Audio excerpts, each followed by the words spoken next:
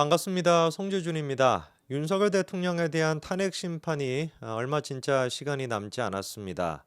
정말 시간이 빨리 지나가는 것 같은데요. 12월 3일이 계엄이었으니까 지금 벌써 거의 만 3달 가까이나 지금 시간이 되고 있는 상태입니다.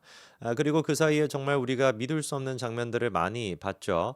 사법부가 그리고 또 수사기관이 그리고 또 궁극적으로 헌법재판소가 이렇게나 진짜 편향될 수가 있구나. 다른 사람도 아니고 한 명의 대통령, 현직 대통령을 상대로 해서도 이런 식으로 편향이 될 수 있다라고 한다면 일반 국민들을 상대로 지금까지 얼마나 많은 억울한 사람이 있었을지는 제가 상상도 하기가 싫습니다.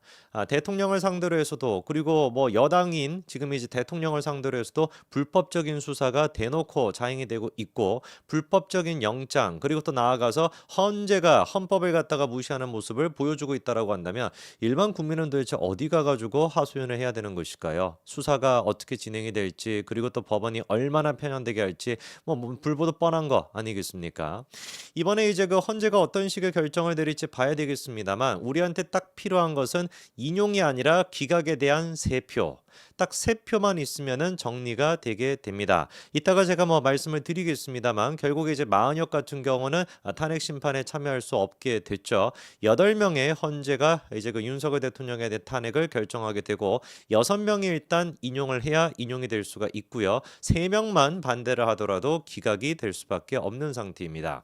자, 그럼 앞으로 우리가 주목해 봐야 되는 것은 몇 가지 포인트가 있는데요. 첫 번째 같은 경우는 만장일치가 되냐 안 되냐. 일단 만장일치가 되지 않는다라는 게 굉장히 중요합니다. 설령 인용이 된다라고 할지라도 만장일치가 되지 않는 게 굉장히 중요해요. 자, 그러다 보니까 민주당에서 지금 딱 타겟팅을 하고 있는 사람이 두 사람이 있습니다. 민주당이 판단하기에도 이 두 사람 같은 경우는 윤석열 대통령한테 탄핵 기각표를 던질 것 같대라고 생각을 하는 거겠죠. 그렇죠? 바로 그 두 사람이 정영식, 김영두 재판관인데요.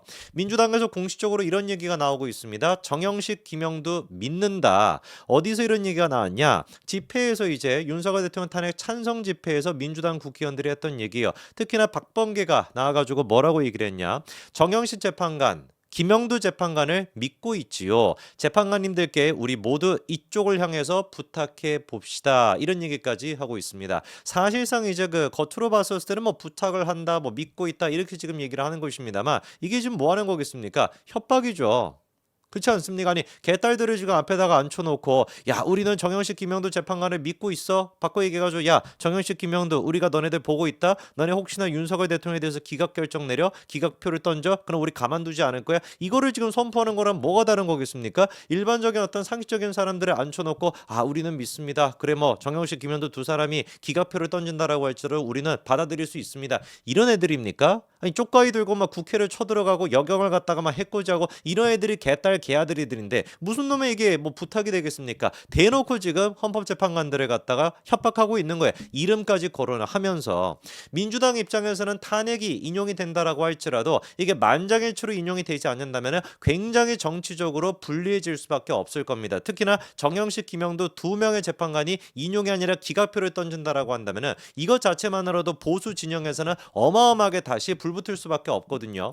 그렇기 때문에 일단 첫 번째 관점의 포인트 헌재가 탄핵을 인용한다라고 할지라도 그게 만장일치가 되냐 안 되냐가 굉장히 중요한 부분이 될 수 있다라는 것이고 그리고 이제 두 번째 같은 경우는 애당초 기각이 될 가능성도 분명히 있다라는 겁니다. 이번에 이제 그 중앙대학교의 이인호 법학전문대학원 교수 이분께서 헌재 헌법연구원까지도 맡았었고요. 대법원 재판연구원까지도 맡으셨던 분인데 이번에 정확하게 자기 이름까지 걸고서 조선일보 인터뷰에서 뭐라고 딱 못을 박았습니까?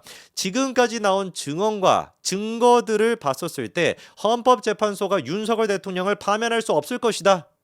아예 그냥 정확하게 뭐라고 못을 바꿨습니까? 이인호 교수는 파면할 수 없다. 탄핵이 뭐가 될 것이다. 기각이 될 것이다. 이렇게 정확하게 못을 받고 있는 거예요. 여러 가지 일단 사유를 얘기하고 있습니다만 이 사유들 같은 경우는 우리가 전부 다 공감하는 내용들이기 때문에 딱히 제가 정리해드리지 않더라도 여러분들이 아실 겁니다. 왜? 상식적인 국민이라고 한다면 대한민국의 법치를 소중하게 생각하는 사람이라고 한다면 어떤 맥락에서 이인호 교수가 지금 헌재를 비판했는지 다 여러분들이 알고 계실 거예요. 우리가 생각하고 있는 그 비판에 내용을 갖다가 똑같이 지금 중앙대학교 법학전문대학원 교수인 이인호 교수가 지적하고 있거든요. 뭐 절차적인 문제부터 시작해가지고 방어권이 제대로 보장이 되지 않는다. 다 세부적인 여러분들이 알고 계시지 않습니까?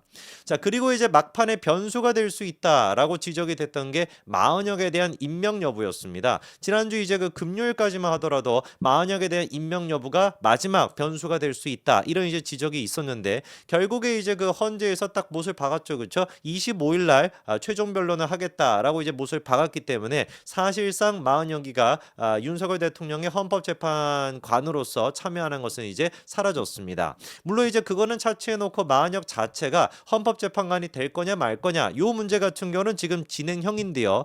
이거에 대한 이제 그 선고 그러니까 최상목 권한대행이 후보자를 임명하지 않았던 것 자체가 위헌이냐 아니냐 요거에 대한 이제 그 선고 같은 경우도 빠르면 이제 2월 말 아니면 늦으면 한 3월 달 요 정도로 지금 나올 것 같은데 아직까지도 헌재가 이 날짜를 특정하지 않았습니다. 헌재가 굉장히 좀 눈치를 보고 있다라는 거 여러분 아시겠죠, 그렇죠? 원래는 헌재가 언제 선고하겠다라고 했습니까? 2월 3일에 선고하겠다라고 했거든요. 그랬다가 이제 그 2시간 전에 그거를 갖다가 빠꾸시켰잖아요. 왜? 국민적인 저항이 너무 심하고 헌법재판관들 자체도 그거를 비판했다라고 하는 얘기가 지금 계속 나오고 있습니다. 이것도 좀 중요한 비하인드 스토리인데 바로 그 직전이 이제 뭐였습니까? 당시 이제 길었던 한 10일 가까이 됐었던 설 연휴였잖아요. 설 연휴 이제 그 마지막 날이 이제 그 목요일까지가 사실 설 연휴였고 대부분 분들은 이제 금요일까지 쉬셨을 것 같은데 금요일 날 같은 경우는 평일이었습니다. 그래서 그때 이제 그 헌법재판관들이 다 모여가지고 2월 3일 날 마은혁에 대한 선고를 어떻게 할 것이냐 그거를 이제 얘기를 정리하기 위해서 모였다라고 하는 얘기가 있는데 문영배가 원래 기대했던 모습은 8명 이렇게 다 모였었을 때 오케이 그러면 2월 3일 날 마은혁을 갖다가 이제 우리가 임명하지 않은 것 자체가 위헌이다라고 결정을 내립시다. 그렇게 된다면 마은혁에 대해 가지고 임명할 수밖에 없을 테니까 우리가 이제 그때까지가 한 7차가 진행이 되기 전이었죠. 그렇죠? 한 4차, 5차 뭐 이 정도 때였다 보니까 나머지 이제 그 한 6차, 7차, 8차 같은 경우는 마은혁 재판관을 갖다가 딱 들여와 가지고 완벽하게 구인 체제로 이제 진행을 합시다. 그러면 이제 문영배 입장에서 같은 경우는 이진수 방통위원장에서 인용을 시켜야 된다. 탄핵을 시켜야 된다라고 생각했던 4명 자기 포함해 가지고 거기에다가 마은혁까지 5명이 확보가 되니까 이진수 방통위원장을 탄핵시켜서는 안 돼요 라고 얘기했던 4명 가운데 딱 한 명만 설득하면 게임이 끝난다 이렇게 판단하지 않았겠습니까? 이게 원래 형배가 가지고 있던 기본적인 인식이었단 말이에요. 그런데 그 금요일날 모였을 때 헌법재판관들 사이에서 무슨 얘기가 나왔다? 야 우리가 이거 이렇게 섣부르게 절차적인 이제 지금 논란이 있는 상태인데 이거 이렇게 빠르게 해서는 안 되는 것이다. 여유를 가지고 절차적인 정당성을 확보해 가면서 해야 돼요. 라고 헌법재판관들 내에서 그런 식의 반론이 나와가지고 결국 형배가 어떻게 했다? 2월 3일 날 2시간 전에 선고를 늦추게 됐다. 이게 지금 나오는 얘기거든요. 그리고 지금 이게 마은혁에 대해 가지고 이거 어떻게 할 것인지 그 선고 날짜를 아직까지도 특정하지 못했습니다. 그러다 보니까 빠르면 2월 말, 늦으면 3월 이런 얘기가 나오고 있는 것이거든요. 그러니까 헌법재판관들 사이에서도 여전히 지금 어떻다라는 거예요? 의견 일치가 되고 있지 않다. 마은혁에 대한 케이스 같은 경우도 의견 일치가 되고 있지 않다. 이진숙 같은 경우는 대놓고 4대4로 완벽하게 반으로 갈렸었죠. 그렇죠? 그럼 타임테이블을 생각해 보십시오. 이진숙 방통위원장도 4대4로 나뉘었어. 마은혁을 임명하는 것 같은 경우도 아마 제가 보기에는 한 2-3사람 정도가 반대했을 거라고 봅니다. 만약에 제가 1명 정도가 반대했다라고 한다면 그냥 무시하고 문영배가 진행을 했을 텐데 최소한 2명 정도가 반대했을 거라고 보여요. 마은혁 같은 경우도. 그러다 보니까 형배 입장에서는 제일 지금 걱정이 되는 게 8차 이후에 9차, 10차를 한 이유도 뭐겠습니까? 방금 말씀을 드린 것처럼 마은혁의 케이스를 2명 정도가 반대했다라고 한다면은 2-3명 정도가 반대했다라고 한다면 이거를 8차까지만 진행했었을 때 세 사람이 뭐를 할 가능성이 충분히 높은 거예요. 윤석열 대통령에 대한 탄핵도 기각을 할 가능성이 높거든요. 그럼 완전히 그냥 게임이 끝나고 형배 같은 경우는 나가리가 되는 거 아니겠습니까? 그러다 보니까 여전히 3명 정도의 표를 확보하지 못했다. 여전히 지금 문영배를 포함해가지고 4명 정도밖에 탄핵에 대한 인용이 없다 보니까 2명의 표를 확보하지를 못한 상태여가지고 9차, 10차까지 늘린 거라고 저는 보는데 한번 우리가 지켜봐야 되겠습니다. 과연 헌재가 어떤 식의 결정을 내릴지 민주당은 지금 대놓고 정영식, 김영도를 갖다가 콕 집어가지고 사실상 협박까지 하고 있는 마당인데